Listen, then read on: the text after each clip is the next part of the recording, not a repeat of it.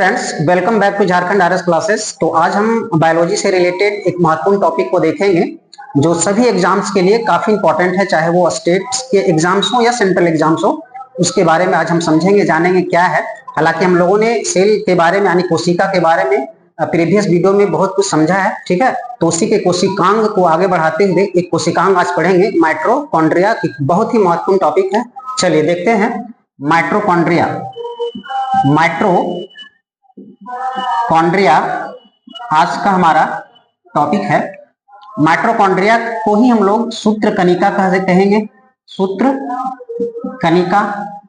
इसी को हम लोग कहते हैं पावर हाउस ऑफ सेल, यानी पावर हाउस, कोशिका का ऊर्जा गृह भी बोलेंगे, पावर हाउस ऑफ सेल, ठीक है। इसी को बोलेंगे हम लोग हिंदी में यदि बोले तो कोशिका का ऊर्जा गृह, ठीक है। इसी को हम लोग बोलेंगे आपका कोशिका का मुद्रा भी, करेंसी ऑफ सेल भी कह सकते हैं। कोशिका का मुद्रा यानी करेंसी ऑफ सेल, ठीक है। अब पावर हाउस क्यों बोलेंगे और कोशिका का मुद्रा क्यों बोलेंगे, आगे हम इसका चर्चा करेंगे, समझेंगे पहले क्या है। सबसे पहले माइटोकॉन्ड्रिया की यदि हम शेप की बात करें तो इसको यदि हम इस तरह से कट लगाएं, ठीक है, इस तरह से कट लगाएं तो वर्टिकली, है ना, उदग्र हम यदि इसको काटें तो ये जो शेप है कुछ इस तरह से निकल के आएगा और हम कह सकते हैं कि ये शेप जो है बेलनाकार, ठीक है, बेलनाकार, अंडाकार, दोनों में से जो कर लें इसका ये शेप हो गया। उसके बाद यदि हम बात करें इसके लेयर के, ये कितनी इसकी लेयर होती है तो 2 लेयर से, है ना, 2 लेयर से ये घिरा होता है, कि इसका 2 मेम्ब्रेन होता है। तो हम बात करेंगे यदि पहली मेम्ब्रेन का, तो ये पहली मेम्ब्रेन ऊपर आपको दिख रहा होगा, है ना, और इसका जो दूसरा मेम्ब्रेन है कुछ इस तरह से मुड़ा हुआ, ठीक है। ये दूसरा मेम्ब्रेन जो है वो मुड़ा हुआ रहता है, इसको हम लोग बोल देते हैं क्रिस्टी। क्या बोलेंगे? क्रिस्टी कहेंगे, ठीक है। एक मेम्ब्रेन आपका ये दिख रहा होगा बाहर से और दूसरा मेम्ब्रेन जो मुड़ गया अंदर में जाकर, है ना, उसको हम लोग क्रिस्टी नाम लेंगे। तो ये डबल लेयर होता है, यानी इसमें डबल जो मेम्ब्रेन होते हैं, बेलनाकार या फिर अंडाकार कह सकते हैं, जो एक जो फोल्ड होता है इस तरह से, एक जो लेयर है उसको हम लोग क्रिस्टी कहेंगे। इसके आगे हम बात करें, यदि खोज की बात करें तो देखिए इसका खोज जो है कोलिकर ने किया था, कोलिकर ने देखा था, ठीक है, सबसे पहले। इसमें और कुछ नाम आता है, जैसे हम यदि करें कार्ल बेंडा का नाम ले, कार्ल बेंडा का यदि नाम लें तो इन्होंने माइटोकॉन्ड्रिया नाम दिया था, ठीक है, इन्होंने माइटोकॉन्ड्रिया नाम दिया था। और कोलिकर की बात करें तो खोज का नाम इसका आता है, एक आता है अल्टमेन। अल्टमेन के बारे में भी जान लें। अल्टमेन ने इसका नाम ब्लायोप्लास्ट दिया था, बायोप्लास्ट, है ना, बायोप्लास्ट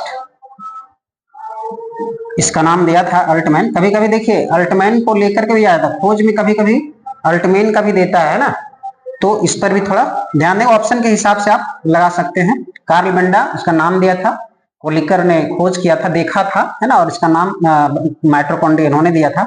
अल्टमैन ने इसे बायोप्लास्ट कहा था। उसके बाद यदि हम बात करें इसके इंपॉर्टेंट जो काम है सेल्स में, ये जो माइटोकॉन्ड्रिया है इसका क्या हमारे शरीर में इंपॉर्टेंस है, महत्व है, इसको समझते हैं।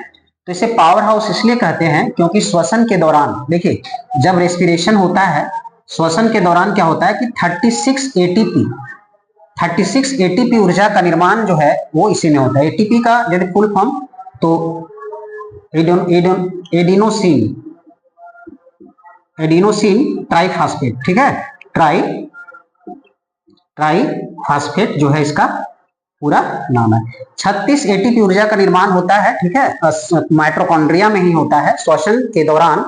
और जो 2 एटीपी का निर्माण होता है, पहले मैंने बताया था 2 एटीपी का निर्माण आपका कोशिका द्रव में ही हो जाता है, ठीक है, जो प्रथम श्वसन की प्रथम प्रक्रिया में ही हो जाता है। और 36 एटीपी का निर्माण जो आपका माइटोकॉन्ड्रिया, इसीलिए देखिए यहाँ पावर हाउस कहा गया है। और ये जो ऊर्जा जो है वो अन्य कोशिकांग को ये देता है, ट्रांसफर होता है, जिससे, ठीक है, वो कार्य करते हैं। इसीलिए इसका नाम है पावर हाउस ऑफ सेल, यानी कि पूरा जो ऊर्जा का घर है वो है माइटोकॉन्ड्रिया। कोशिका का मुद्रा भी कह सकते हैं। मान लीजिए कि मुद्रा आपके पास है तो आप पावर में है, यानी कि ऊर्जा आपके पास लबालब भरा हुआ है। इस तरह से कह सकते हैं कि मुद्रा भी इसको हम लोग इसी को कहा जाता है। इसका एक और इंपॉर्टेंट चीज माइटोकॉन्ड्रिया का जान लें कि माइटोकॉन्ड्रिया में डीएनए होगा, ठीक है। डीएनए कहाँ कहाँ होगा समझिए पहले। माइटोकॉन्ड्रिया हो गया, फिर आपका ये केंद्रक हो गया, केंद्रक में होगा, और एक आपका क्लोरोप्लास्ट जो प्लांट में हम लोग पढ़ेंगे। तो 3 जगह डीएनए देखने को मिलेगा आपको माइटोकॉन्ड्रिया, ठीक है। एक आपका हो गया केंद्रक, ठीक है, और एक क्लोरोप्लास्ट, क्लोरोप्लास्ट, ठीक है। ये तीनों में डीएनए पाया जाता है। एग्जाम में पूछा भी जाता है, ध्यान दीजिएगा कि डीएनए कहाँ कहाँ पाया जाता है, तो ऑप्शन देगा आपको। ये क्वेश्चंस देखने को मिला है, इसीलिए हम इस पर थोड़ा फोकस किए। दूसरी चीज कि आप समझिए इसको, माइटोकॉन्ड्रिया के बारे में थोड़ा सा और समझ लेते हैं हम लोग कि इसका जो इंपॉर्टेंट चीज है इसको जानिए। जैसे हाँ, जहां ज्यादा ऊर्जा की जरूरत होती है, ज्यादा वर्क होता है, जैसे मसल्स, तो मसल्स के कोशिकाओं में माइटोकॉन्ड्रिया की संख्या ज्यादा होती है, क्योंकि वहां उसे वर्क करने की ज्यादा से ज्यादा जरूरत पड़ती है, ठीक है। इसीलिए माइटोकॉन्ड्रिया को वहां ऊर्जा की ज्यादा आवश्यकता है, इसलिए वहां के कोशिकाओं में, ठीक है, जैसे एग्जाम्पल बताया को मसल्स की कोशिकाओं में माइटोकॉन्ड्रिया ज्यादा संख्या में होगा।